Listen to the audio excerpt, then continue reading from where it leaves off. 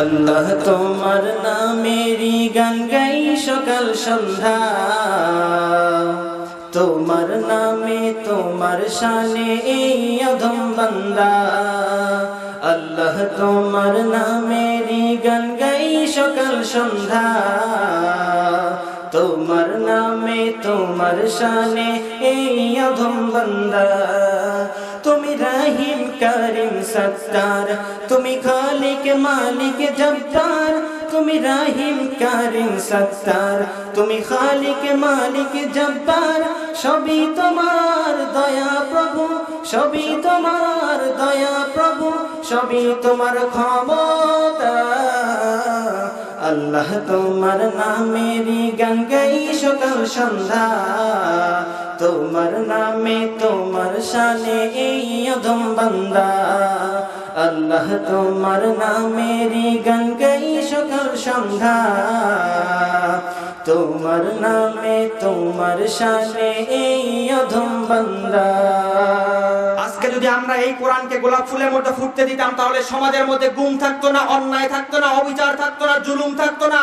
সমাজের মধ্যে বোন ভাইয়ের ভাই বোনের হক মিটিয়ে যেত। সমাজের মধ্যে ন্যায় ইনসাফ মতো বিচার ফয়সালা করা হতো। সমাজের মধ্যে ইনসাফ ভিত্তিক বিচার কায়েমের মাধ্যমে আজকে গোটা পৃথিবীর জমিনে যে মানুষটা 50টি বছর কোরআনের কথা বলেছে, 12টি বছর আজকে কারারুদ্ধে কারাগারে থাকা লাগতো না। ঠিক কিনা বলেন? এই মাহফিলে আসার সময় আপনাকে আমাকে কি বাংলাদেশের পুলিশ, বিজিবি, র্যাব, আর্মি আমাদেরকে কে প্রোটেকশন দিয়েছে? আমাদেরকে প্রোটেকশন দিয়েছে কে? আল্লাহর নবী সাল্লাল্লাহু আলাইহি ওয়াসাল্লাম বলেন, হাফাযহুমুল মালায়েকা। যখন কোন সম্প্রদায়ের মানুষ, যখন কোন এলাকার মানুষ আল্লাহর কোরআন শোনার জন্য, আল্লাহর কোরআনের জন্য কোন দ্বীনি মজলিসে এসে উপস্থিত হয়ে যায়, এই সমস্ত বান্দাদেরকে পৃথিবীর জমিনের মধ্যে কেউ তাদেরকে সেভ না করলেও সেভ করেন একজন, তিনি কে?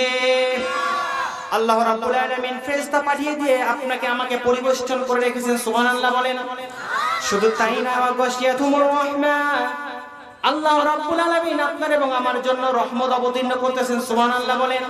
শুধু এটাই ক্ষান্ত হয় নাই, আল্লাহর নবী সাল্লাল্লাহু আলাইহি ওয়াসাল্লাম বলেছেন, নাযালাত আলাইহিমুস সাকিনা,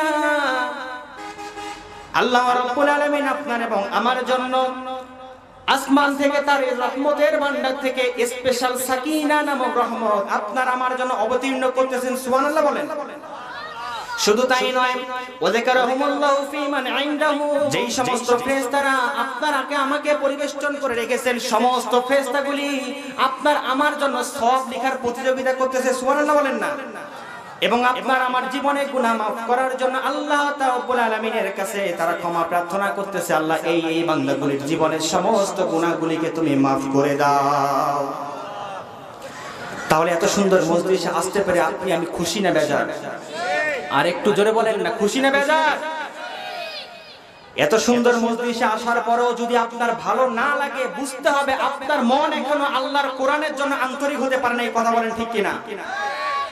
এত সুন্দর মজলিসে আসার পরেও যদি আপনি আমি হেদায়েতের সঠিক পথ না পাই, হেদায়েতের সঠিক গাইডলাইন, হেদায়েতের মশাল যে আল্লাহ রাব্বুল আলামিন আপনাকে আমাকে দিয়েছে, মহাবিশ্ব আল কুরআনুল কারীম, যে আল্লাহ রাব্বুল আলামিন আপনাকে আমাকে জীবন পরিচালনার জন্য দিয়েছে আল কুরআনুল কারীম, আপনি আমি যদি এই কোরআনকে বাদ দিয়ে মানবরচিত আইনের পক্ষে থাকি, মানবরচিত আইনের পক্ষে কথা বলি, সংগ্রাম করি, চেষ্টা করি, সাধনা করি, গণতন্ত্রের নামে আজকে সমাজতন্ত্র, একনায়কতন্ত্রকে প্রতিষ্ঠার জন্য চেষ্টা সাধনা চালাই, এই পৃথিবীর জমিনের মধ্যে আপনাকে আপনার পীর হেদায়েত দিতে পারবে না, আপনাকে আপনার দল হেদায়েত দিতে পারবে না, আপনাকে আপনার নেতা হেদায়েত দিতে পারবে না, আপনাকে আপনার বাবা, আপনার মা, আপনার দাদা হেদায়েত দিতে পারবে না। হেদায়েত দিবে একমাত্র কেবলমাত্র আল কুরআনুল কারীম এবং আল্লাহ সুবহানাহু ওয়া তাআলা। কথা বলেন ঠিক কিনা? এই পৃথিবীর জমিনে আপনার দল আপনাকে যেরকম হেদায়েত দিয়ে হেদায়েত সঠিক পথে পরিচালনা করতে পারবে না, এই পৃথিবীর জমিনে আপনাকে হেদায়েতের মশাল পৃথিবীর জমিনে আপনার বাবার হাতে কেউ দেয় নাই, আপনার দাদার হাতে কেউ দেয় নাই। হেদায়েতের মশাল দিয়েছে একমাত্র কোরআনের মধ্যে। তিনি কে? আরো জোরে আওয়াজ বাড়াই দিয়ে বলেন, তিনি কে? কোরআন ছাড়া হেদায়েতের কোনো বাণী আছে? এই পৃথিবীতে কোরআন ছাড়া হেদায়েতের কোনো বাণী আছে? সম্মানিত প্রিয় ভাইরা, আল্লাহ রাব্বুল আলামিন বলেন, কাযালিকা ইউবাইয়িনুল্লাহু লাকুম আয়াতিহি লাআল্লাকুম তাহতাদুন। জোরে বলেন আল্লাহু আকবার।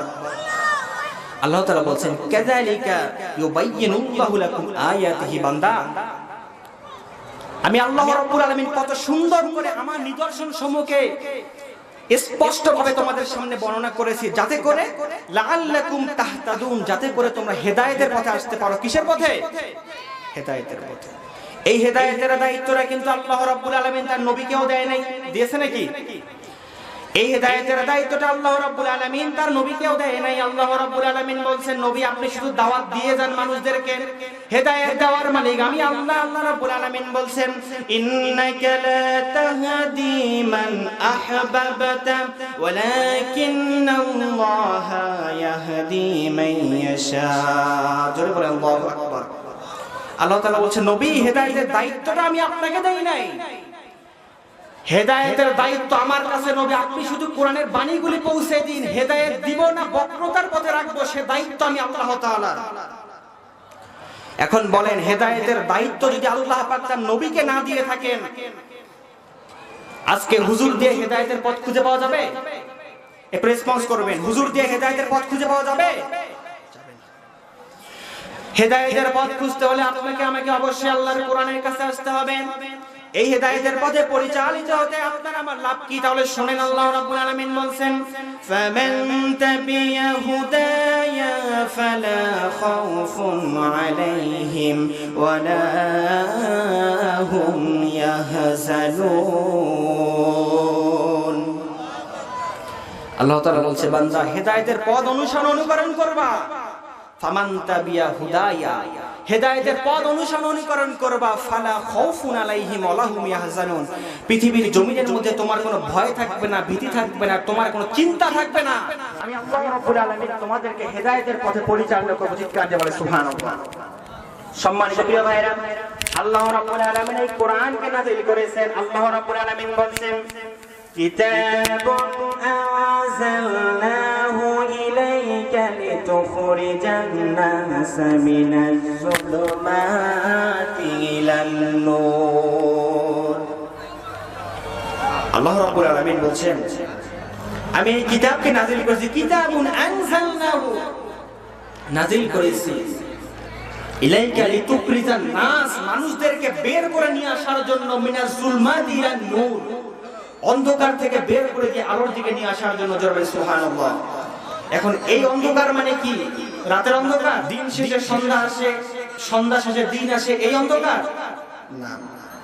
প্রশ্ন আসতে পারে, আল্লাহ রাব্বুল আলামিন কি অন্ধকারের কথা বলেছেন এখানে? আল্লাহ রাব্বুল আলামিন কোরআন নাযিল করেছেন মানুষের ইহকালীন শান্তি আর পরকালীন মুক্তির জন্য। আল্লাহ রাব্বুল আলামিন এই কোরআনকে নাযিল করেছেন মানুষ তার পারিবারিক জীবন চালাবে, মানুষ তার সামাজিক জীবন চালাবে, মানুষ তার আন্তর্জাতিক জীবন চালাবে, মানুষ তার সাংস্কৃতিক জীবন চালাবে, মানুষ তার ব্যক্তিগত জীবন চালাবে, পরিবার চালাবে, সমাজ চালাবে, রাষ্ট্র চালাবে, আন্তর্জাতিক জীবন এবং আল্লাহর কোরআনের হুকুম আহকাম প্রতিষ্ঠা করার জন্য মানুষ চেষ্টা সাধনা সংগ্রাম করবে। ঠিক কি না বলেন? এই সমস্ত বিধানকে বাদ দিয়ে যারা আজকে প্রচলিত সমাজের মধ্যে মানব রচিত আইনের পক্ষে সংগ্রাম করে, মানুষের তৈরি করা মত আর মানুষের তৈরি করা সিদ্ধান্তের পক্ষে যারাই সংগ্রাম করবে, চেষ্টা চালাবে, এক শ্রেণীর মানুষ যারা এই পথে সংগ্রাম করবে, এই অন্ধকার থেকে বের করে দিয়ে আলোর দিকে নিয়ে আসার জন্য আল্লাহ রাব্বুল আলামিন কোরআনকে নাযিল করেছেন। সুবহানাল্লাহ বলেন। অন্ধকার মানে মানুষের তৈরি করা পথ আর মত, এটারই নাম হচ্ছে অন্ধকার। ঠিক কিনা বলেন? অন্ধকার মানে হচ্ছে সেকুলারিজম, অন্ধকার মানে হচ্ছে কমিউনিজম, অন্ধকার মানে হচ্ছে সোশ্যালিজম, অন্ধকার মানে হচ্ছে চুরি, অন্ধকার মানে হচ্ছে ডাকাতি, অন্ধকার মানে হচ্ছে অন্যায়, অবিচার, জুলুম, গুম, হত্যা, মারামারি, কাটাকাটি, অন্ধকার মানে হচ্ছে ধর্ষণ, ইভটিজিং। এই সমস্ত বিধান থেকে, এই সমস্ত সমস্যা থেকে মানুষদেরকে দূর করে দিয়ে একটি সুশীল সমাজ গঠন করার জন্য আল্লাহ রাব্বুল আলামিন কোরআন দিয়েছে। এরই নাম হলো অন্ধকার থেকে আলোর পথ। ঠিক কিনা বলেন? সম্মানিত প্রিয় ভাইরা, আল্লাহ রাব্বুল আলামিন আপনাকে আমাকে কোরআন দিয়েছে আপনার আমার জীবনের সংবিধান হিসেবে। ঠিক কিনা বলেন? যে আল্লাহ রাব্বুল আলামিন এই কোরআনকে দিয়েছে আপনার আমার জীবনের সংবিধান হিসেবে। আজকে আপনি আমি এই কোরআনকে রেখেছি কোথায়? মসজিদে, মাদ্রাসায়, খানকায় কিংবা গিলাফের মধ্যে আবৃত করে রেখেছি, এর মধ্যে সীমাবদ্ধ করে রেখেছি। আপনার সবাই গোলাপ ফুল চেনেন তো? গোলাপ ফুল চেনেন এমন কোন মানুষ তো মনে হয় এখানে নাই। গোলাপ ফুলের সৌন্দর্য, তার ঘ্রাণ যদি আপনি পরিপূর্ণভাবে পেতে চান, তাহলে অবশ্যই গোলাপ ফুলটাকে কলি থেকে ভালোভাবে ফুটতে দিতে হবে, ঠিক কিনা বলেন? যদি কলি থেকে ফুলটা ঠিকভাবে নাই ফোটে, তাহলে আপনি আমি ঘ্রাণ এবং সৌন্দর্য কিছু উপভোগ করতে পারবো?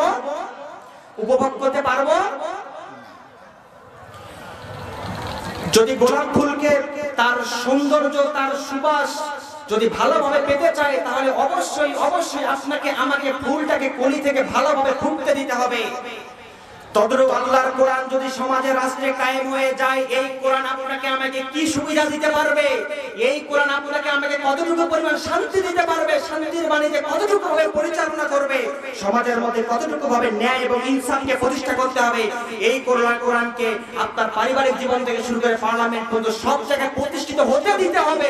যদি হতে দিতে না পারেন, তাহলে গোলাপ ফুলের যেরকম ভাবে ফুটতে দেন নাই, আল্লাহর কোরআনকে পৃথিবীর জমিনের মধ্যে পার্লামেন্টে না নিয়ে যাওয়ার কারণে যে সমস্যাগুলি আসবে, দুটাই হুবহু সেম, ঠিক কিনা বলেন? সম্মানিত প্রিয় ভাইরা, আজকে যদি আমরা এই কোরআনকে গোলাপ ফুলের মধ্যে ফুটতে দিতাম, তাহলে সমাজের মধ্যে গুম থাকতো না, অন্যায় থাকতো না, অবিচার থাকতো না, জুলুম থাকতো না। সমাজের মধ্যে বোন ভাইয়ের ভাই বোনের হক মিটে যেত। সমাজের মধ্যে ন্যায় ইনসাফ মতো বিচার ফয়সালা করা হতো। সমাজের মধ্যে ইনসাফ ভিত্তিক বিচার কায়েমের মাধ্যমে আজকে গোটা পৃথিবীর জমিনে যে মানুষটা 50টি বছর কোরআনের কথা বলেছে, 12টি বছর আছে কারারুদ্ধ হয়ে কারাগারে থাকা লাগতো না, ঠিক কিনা বলেন? সম্মানিত প্রিয় ভাইরা, যদি আমরা আজকে কোরআনের রাজ কায়েম করতে পারতাম, কোরআনের বিচার ফয়সালা সঠিকভাবে যদি কোরআন দিয়ে পরিচালনা করতে পারতাম, আজকের সমাজের মধ্যে কোরআন দিয়ে সঠিকভাবে বিচার ফয়সালা করলে এই জমিনে বুয়েটের মধ্যে আপনার ফাহাদকে হত্যার মতো নৃশংস হত্যা আমরা পৃথিবীতে দেখতে পারতাম না, ঠিক কিনা বলেন? কোরআন দিয়ে যদি আমরা বিচার ফয়সালা করতাম, তাহলে এই পৃথিবীর জমিনে রংপুরের 6 বছরের মেয়ে তগুরি হত্যার লজ্জাস্থান কেটে গণধর্ষণ আমরা চোখের সামনে দেখতাম না, ঠিক কিনা বলেন? কোরআন দিয়ে যদি বিচার ফয়সালা করতাম, এই সমাজের মধ্যে তরু হত্যার বিচার আমরা এই বাংলায় পেতাম, ঠিক কিনা বলেন?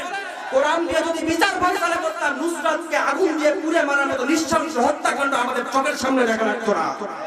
অন্তত পক্ষে 90% মুসলমানের এই জমিনে আমাদের এতটুকু আশ্বাস এবং বিশ্বাস ছিল, আপনাদের এবং সকলের উপরে এতটুকু বিশ্বাস ছিল, এই জমিনের মধ্যে আপনার ফাহাদ থেকে শুরু করে এই জমিনের মধ্যে নুসরাত হত্যা, তনু হত্যা বিচার, এই জমিনের মধ্যে যে নরপিশাচি করেছে তাদের বিচার বাংলার জন্য ওপেন মঞ্চে হওয়ার কথা ছিল। আজকে কোরআন দিয়ে বিচার ফয়সালা করেন নাই। ওমান লাম ইয়াহকুম বিমা আনজালাল্লাহু ফাউলাইকা হুমুজ জালিমুন। সোজা বাংলা ভাষায় এক কথা, আপনাদের পরিচয় আপনারা জালিম। সন্দেহ আছে? কথাকার